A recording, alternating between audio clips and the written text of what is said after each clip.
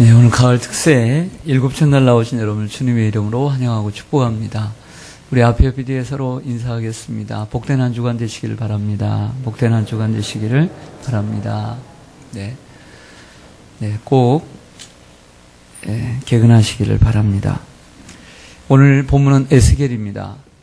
에스겔 선지자는 남유다가 멸망하고 바벨론의 포로로 잡혀가 있을 때 그 바벨론에서 하나님께 부름을 받은 포로 시대의 선지자입니다. 이스라엘은 이미 멸망당한 지 30년이 지났고 성전은 파괴되었습니다.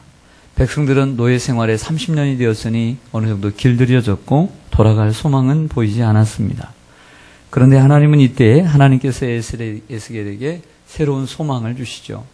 과거에 예레미야에게 하셨던 말씀처럼 다시 그 땅으로 돌아가게 할 것이라는 말씀이었습니다. 그 고국 땅의 성읍들에 사람들이 다시 거주하게 될 것이고 무너진 성벽과 성전이 다시 건축되어질 것이며 황폐한 땅이 경작되어 곡식을 줄 것이라 라는 말씀을 하셨습니다. 이것이 바로 오늘 본문 바로 앞에 있는 32절에서 36절까지의 내용이에요. 이 약속을 하셨어요. 그런데 이 약속을 하셨음에도 불구하고 오늘 제가 왜 37절, 38절의 말씀을 왜 본문으로 선택했느냐? 이유가 있습니다. 오늘 37절 말씀을 보시기를 바랍니다.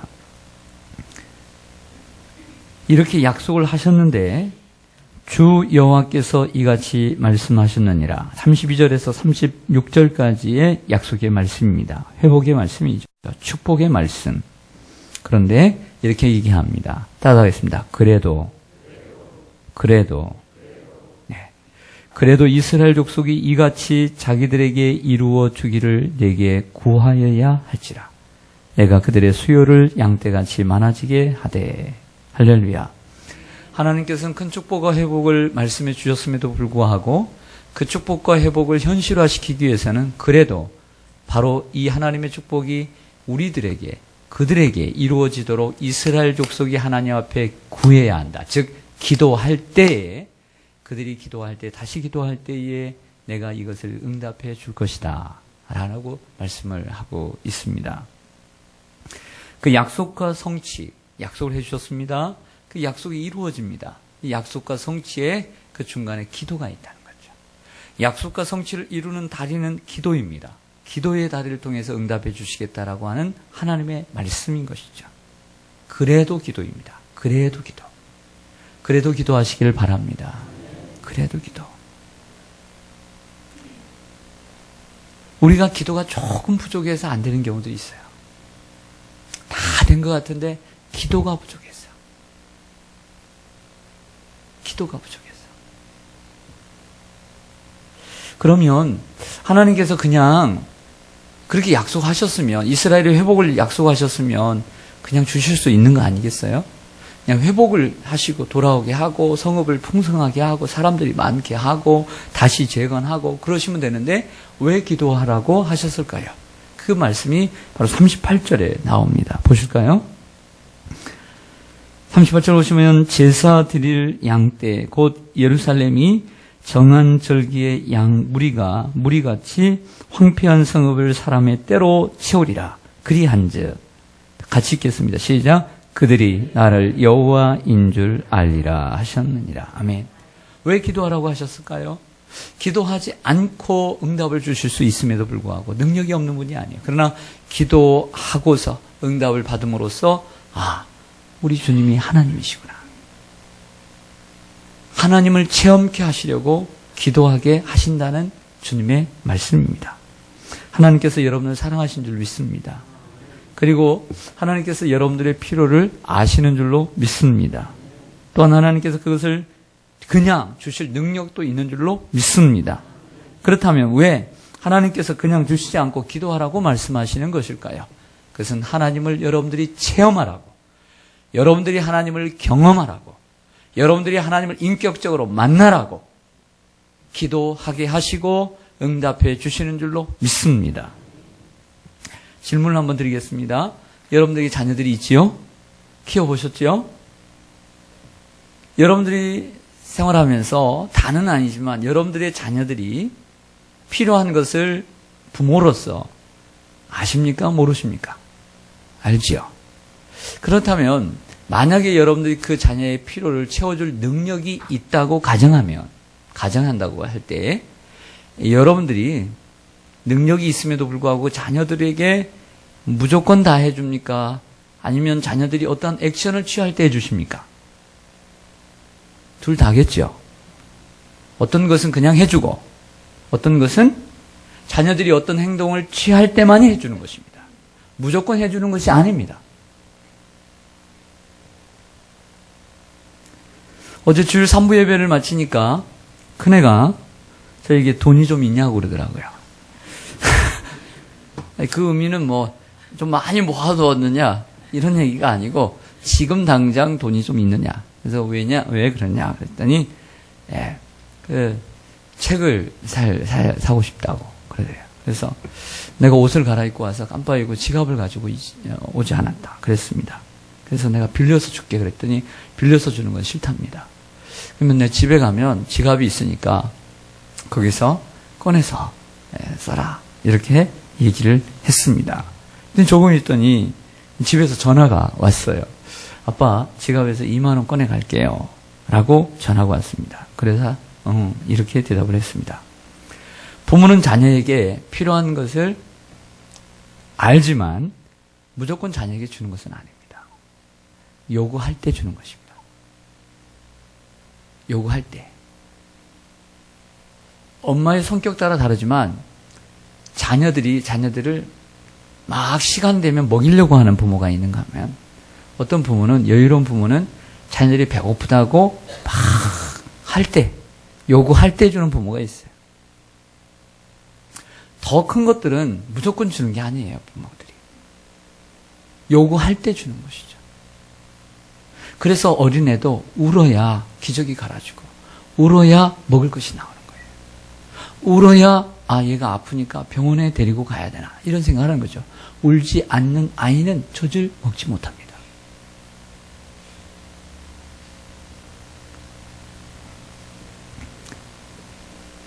요구할 때 주는 것이죠. 그리고 요구하고 받음으로 아빠가 어떤 존재라는 것을, 엄마가 어떤 존재라는 것을 경험으로 알게 하는 것입니다. 하나님은 우리의 필요를 다 아십니다. 그런데 성경은 자꾸 기도하라고 하십니다. 왜? 하나님을 경험하라고. 하나님을 체험하라고. 하나님이 어떤 분이라는 것을 알게 하시려고 기도하라고 하시는 것입니다. 하나님을 체험한다는 것은 대단히 흥분되는 일입니다. 하나님을 체험하기 위해서는 기도해야 될 줄로 믿습니다. 왜 하나님은 우리의 문제 해결을 위해 기도하게 하시는 것일까요? 그 이유는 하나님께서는 우리와 교제하기를 원하시기 때문입니다. 우리의 목적은 문제 해결입니다. 우리의 소원은 문제 해결이에요. 우리의 관심은. 그러나 하나님의 관심은 여러분들의 문제 해결에 있지 않아요. 엄밀히 말해서. 여러분들의 문제도 하나님께서 해결해 주시기를 원하지만 그것보다 먼저 우선되는 하나님의 관심이 있어요. 그것은 무엇일까요? 여러분들과의 교제예요. 할렐루야. 여러분들이 큰 응답을 받았다고 하십시다. 로또에 이번만 꼭 당첨되게 해주세요. 그래서 이 문제도 집 문제도 다 해결되게 해주세요. 기도할 수 있어요. 얼마나 급박하면 로또 문제를 해결해달라고. 로또 당첨하게 달라고. 그런 기도 할 수 있겠죠. 그러나 하나님은 그 로또의 문제를 해결해 주시려고 하실까요?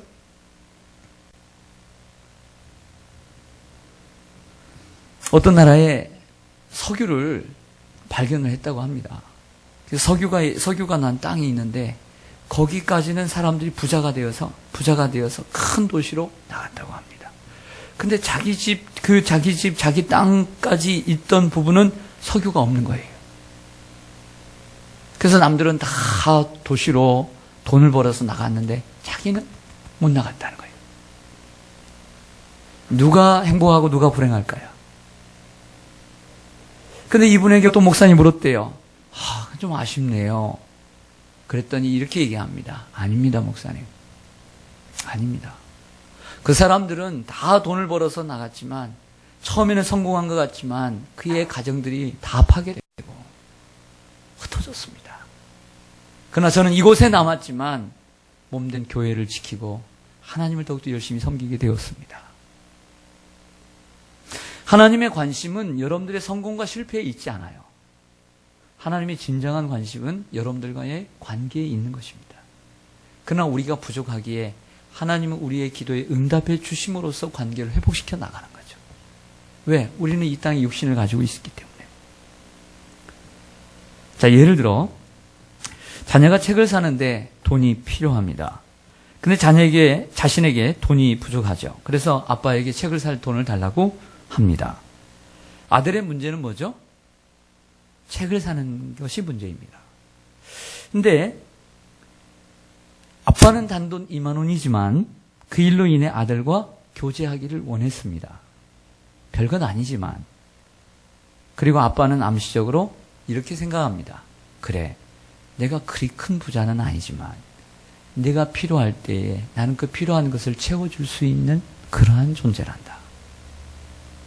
이것을 보여주고 싶은 거죠. 나는 너를 사랑하고 나는 너를 위해 내 능력의 범위 안에서 뭐든지 다 해줄 수 있는 사람이다. 라는 것을 보여주고 싶은 거예요. 부모는 이런 생각을 갖고 있는 것이죠.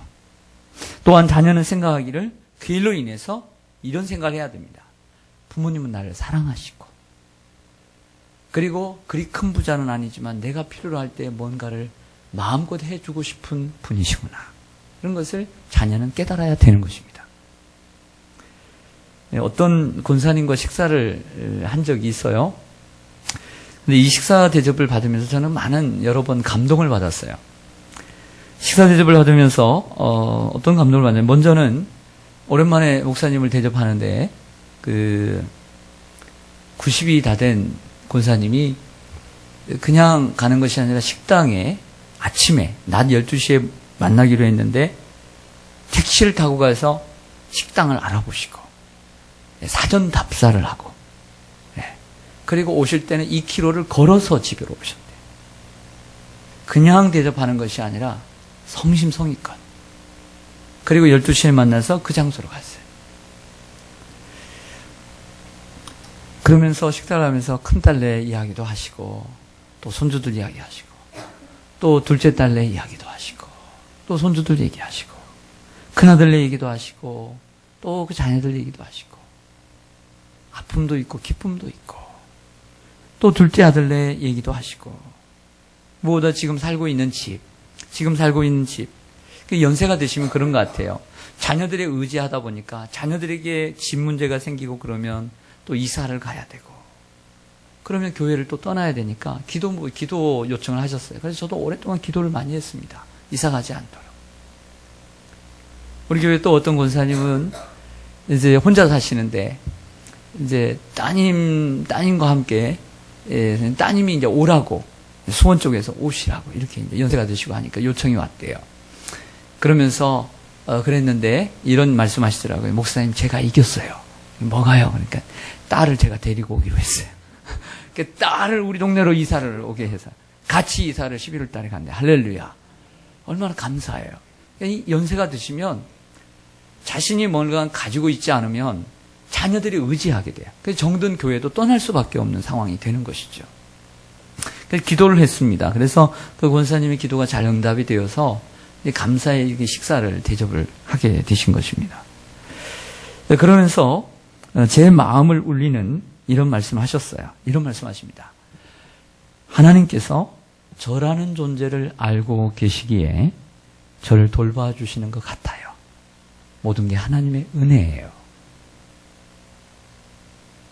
그 말씀이 저에게 울렸어요.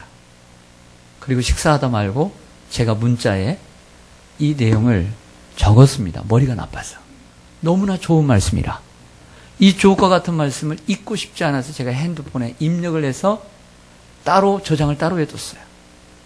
하나님께서 저라는 존재를 알고 계시기에 저를 돌보아 주시는 것 같아요. 모든 게 하나님의 은혜예요. 좀 적으세요, 적어. 네. 이런 말을 어디서 들어봐요? 제가 많은 책을 읽어보지만 이런 조커 같은 글을 만나보기가 어려웠어요. 여러분, 이분은 기도를 통해서 응답을 받고 하나님과의 관계를 다시 재정립하게 된 거죠. 하나님이 나 같은 존재를 알고 계신다는 거죠. 할렐루야. 이게 기도의 진정한 목적인 줄로 믿습니다. 예를 들어 우리가 기도를 할 때는 화장실이 급한 것과 같아요. 이거 꼭 이루어지면 큰일 날 것 같아요. 근데 기도가 다 이루어지면 화장실 볼일 보고 나온 사람처럼 다 잊어버리고 감사를 잊어버려요. 감사를. 간구할 때는 하나님, 돌아올 때는 감사가 없어요. 그 하나님 싫어하세요. 오늘도 잠깐 봤는데 그 응답에 감사 헌금이 있어요. 이게 소중한 거예요. 이게 소중한 거예요. 감사의 기도도 드리고 감사의 헌금도 드릴 줄 알아야 돼요. 할렐루야. 여러분들이 만약 여러분들의 자녀들에게 요즘 대학 등록금 얼마나 비쌉니까? 수백만 원의 돈을 한 학기분을 여러분들이 대주었습니다. 그랬는데 그 자녀가 당연하지 뭐 하고 한마디 말도 없어요. 기분 좋아요? 안 좋아요? 기분 좋으신가 보다. 그러니까 당연히 주는 생각으로 주시겠죠. 하지만 당연히 부모는 줘야 되지만 받는 자녀의 입장에서는 그래서는 안 되는 거예요. 부모님들이 어떻게 일하는 걸 아는데. 그러면 이렇게 얘기해야 되죠. 엄마, 아빠 고마워요. 자, 열심히 공부할게요. 다음에는 꼭 장학금이라도 탈 수 있도록 할게요. 그리고 내가 나중에 돈 벌어서 호강시켜 드릴게요. 말이라도 좋아요, 안 좋아요? 좋은 거죠. 말이라도. 이미 호강이 된 거예요. 그 말 한마디에 이미 호강을 받은 거예요. 할렐루야. 성도들은 항상 하나님 앞에 말로 감사, 그리고 예물로 감사, 사람들에게도 항상 감사, 이러한 감사의 삶을 살아야 될 줄로 믿습니다. 하나님은 우리에게 필요한 것, 여러분들 필요한 것 다 아십니다. 그러나 기도하게 하십니다. 왜? 기도의 응답도 주시고 축복도 주실 뿐만 아니라 그 무엇보다 하나님과의 관계를 새롭게 하시려고, 하나님을 인격적으로 만나고 하나님을 체험하게 하시려고 기도하게 하신 줄로 믿습니다.